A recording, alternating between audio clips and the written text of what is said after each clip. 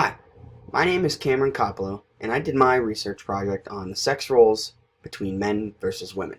And actually, at the start of the project, I didn't think that there was going to be very much that I could be able to find out, but in the end, I learned a lot about different cultures around the world and different things that used to go on. To get an early start on things, women struggled in the beginning due to cultural stigmas such as foot binding, genital mutilation, and the one child policy. As far as foot binding goes, foot binding was the process of wrapping the women's feet and bending their toes in such a way that it breaks their feet every time that their feet would try and grow.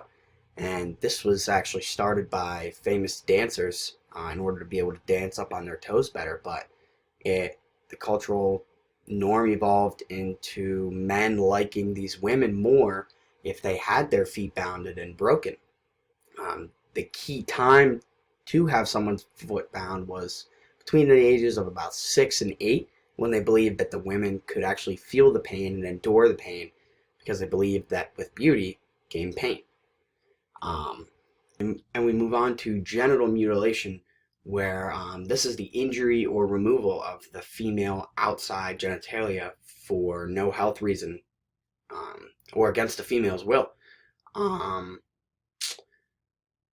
there was a lot of side effects that came with these mutilations, such as pain, infection, UTI, and fever, and then long-term affections included um, heavier transmission of HIV, sexual dysfunction. A lot of these women, which are about 200 million alive still from that suffered from this genital mutilation, actually suffer from sexual reproduction and fail to make families. And this is just because that their reproductive organs were so mutilated that they just lost the ability to be able to do these basic things. And then we move on to the one child policy that was set in China by the Chinese government because the population was growing too large. So what it was is that families were only allowed to have one child. Now, these families with this rule counted on their children being men, because back in this time, the men, when they grew old, the men were the one that took care of the elderly. The men were the one that went out and did the work for the family, and the men also were kind of the head of the household, just like everywhere else. So we found a lot of very increased abortions. We found the population increased men over women because we were finding that families would find out they were having a child, and because they could only have one child, they preferred it to be a boy, so they would either abort it or they would have it and abandon the little girl baby somewhere along the lines. Some other practices that I ran into were the practice of circumcision. Circumcision is used widely across the world, mainly in the United States.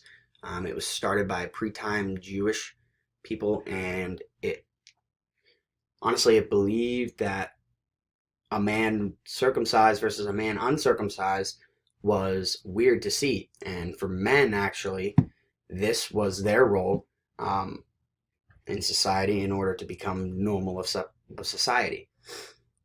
We also see pubertal separation in Southeast Indian culture.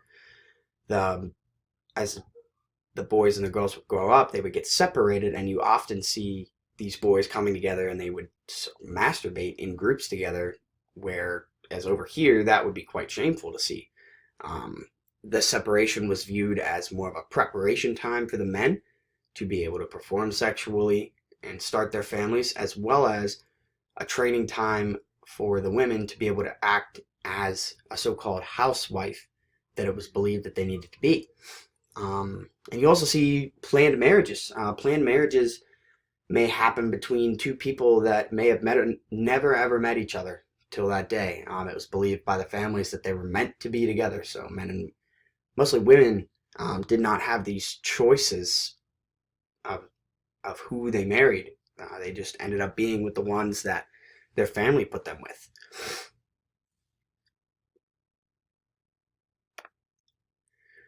So through all these practices that I found that affect both men and women, in the end, I noticed a lot of this research pointed to a lot of women live in fear in the world.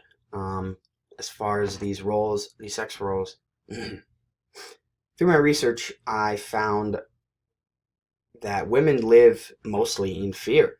One of these roles for the men is that we are viewed as predators. Um, Too many women go out into these public places and end up feeling threatened by men. A lot of sexual violence against women, for example. Through my research, I found an example of this woman that was invited on a date by a man. The date involved going on hiking, but rather she wanted to be in a public place. So whenever she suggested it to this man turned it down. And later on, it was found that this man was a serial killer leading women into the woods in order to kill them. So this just goes to show that there are men out there who are looked at mostly as predators and who are out there just to cause violence against women. In the end, I found that mainly men were viewed as the aggressive type, who and the women were more of the subdue to the men. Um, I do see this in normal culture. It's not uncommon to see, but I also don't think that it needs to be the cultural norm. I don't think that there needs to be a normal standard we should stick to. And I personally think that men and women, we're two separate genders, but I don't see why we need to have this conflict between men performing these sexual acts against women, because in the end, we are all human. So why do these nasty acts towards each other and cause pain?